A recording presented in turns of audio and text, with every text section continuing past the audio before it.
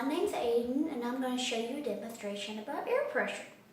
Okay, first we're going to pour water in a bottle.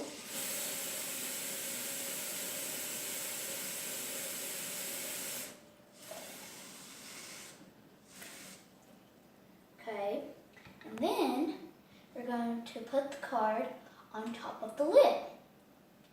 And so we're going to turn it over like this. And then let go. And so why is the card sticking to the bottle? Because the air pressure is pushing the card up into the bottle, and plus the air pressure is all around us, so that's why the card is sticking. But when I remove it, the water comes out.